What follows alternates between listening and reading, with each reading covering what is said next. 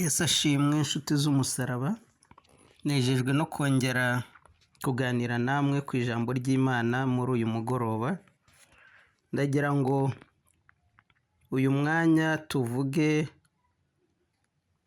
uburyo dukura twifashishije ijambo Pawulo yandikiye Abefeso mu gice cya 4 ahereye ku murongo wa 21 kugeza ku murongo wa 24.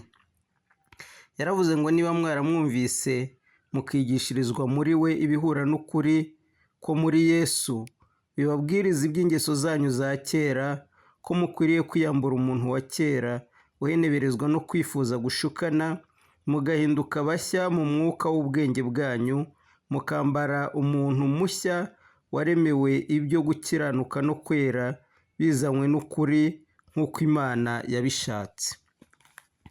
Muri uyu murongo, gukura mu mwuka ni ukwambura umuntu wa kera tukambara umuntu mushyashya, kandi uyu muntu mushyashya ngo ni umuntu waremewe ibyo gukiranuka no kwera, bizanywe n'ukuri.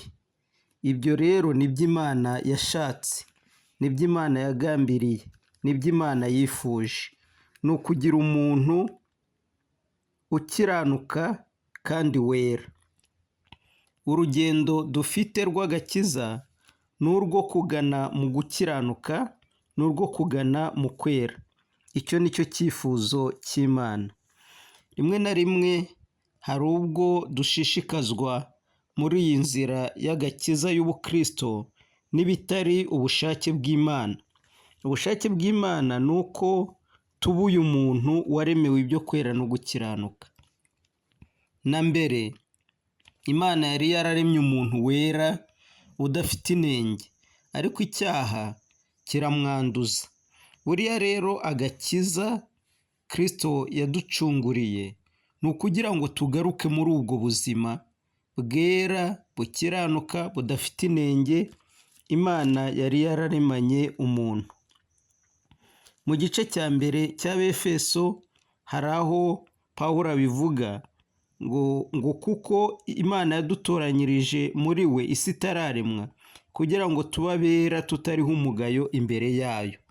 Imana umugambi wayo ni ukutubona turi abera tutariho umugayo imbere yayo. Agakiza rero ni uru rugendo rwo kwera. Reka ngereranye gatoya urugendo rwacu rw'agakiza n'urugendo rw'Abisirayeli bava muri Egiputa bajya i Kanani. Imana ivugana na Mose mu gice cya 3 cyo Kuva, yamubwiye ku buryo busobanutse ko ikije gukora ari ugukura ubwoko bwayo muri Egiputa ikabujyana mu gihugu cy'i Kanani, igihugu cyiza kigari gituwe n'Abayebusi n'Abaferizi. Imubwira amoko yari atuye icyo gihugu, iragisobanura neza rwose ku buryo nta rujijo rurimo. Abisirayeli rero iyo niyo yari intego, bagombaga kugera i Kanani. Nubwo mu rugendo harimo byinshi bitangaje bigaragaza ukuboko kw'Imana, ariko si byo byari intego. Kwambuka inyanja itukura ni ikintu gihambaye, ni igitangaza gikomeye. Bayambutse bararirimbye bitangaje, ariko ntabwo ariyo ntego, ntibari bakwiye kugarukira aho ngaho.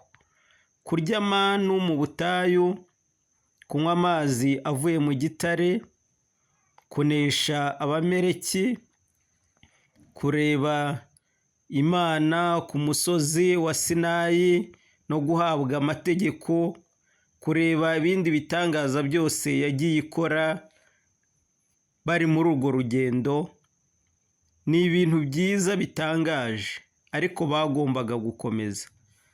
Ntabwo ibyo ngibyo ari byo byari intego. Intego yari Kanani.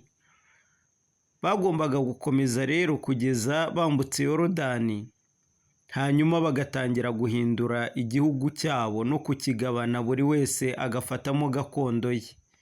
Uko niko Imana ishaka ko agakiza kacu kaba kugaruka mu kwera no gukiranuka by'Imana. Aho niho umuntu yavuye aragwa.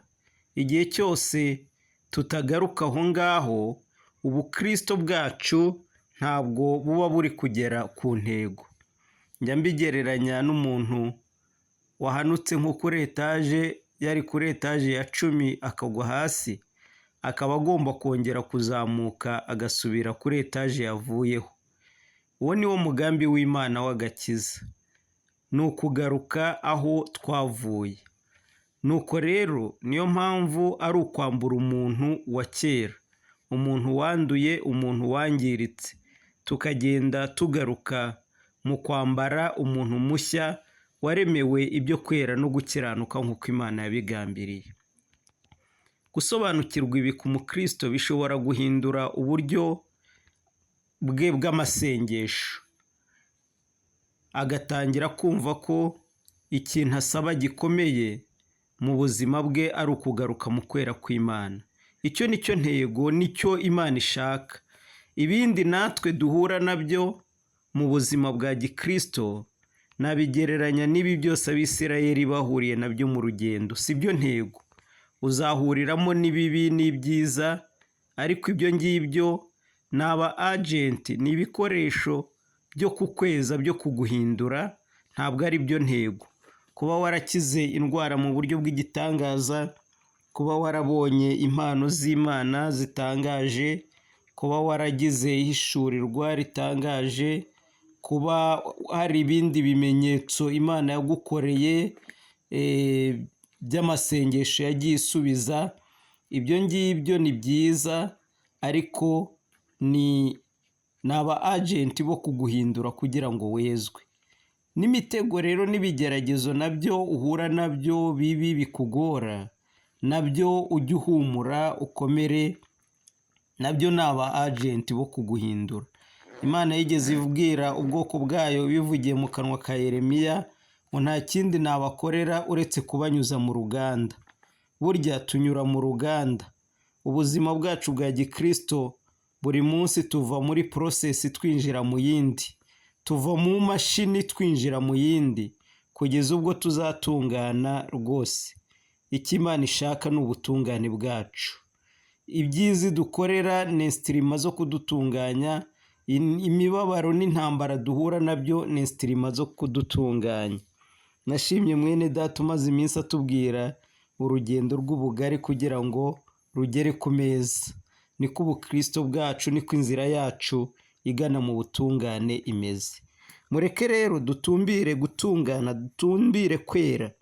Umuririmbyi w'145 niwe wavuze ngo, Mwami icyo nifuza cyane ni ukwera nkawe, nta n'ikindi nshaka.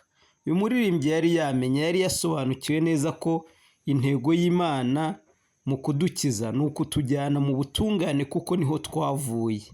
Iyo tugeze aho ngaho, Imana iranezerwa, ibibona ko icyo yaturemeye tukigezeho. Niwo mugambi rero, turi mu nzira y'ubutungane.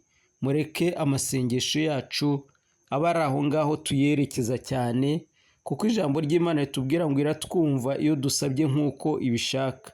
Ariko inshuro nyinshi dusaba ahubwo ibyo turarikiye muri kamere y'umubiri, ariko duhindure amasengesho yacu, twumve ko gukura kwacu ni igihe cyose tugenda dutungana, tuba turi gukura, kuzageza ngo tugeze aho dutunganirizwa rwose, tugatungana rwose, tuzaba tugeze ku gukura nyako Imana idushakaho. Imana ibagirire neza.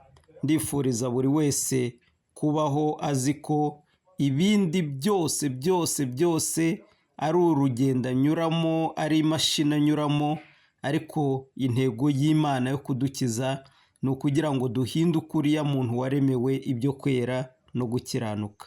Imana yacu ishimwe kandi ihabwe icyubahiro. Amen.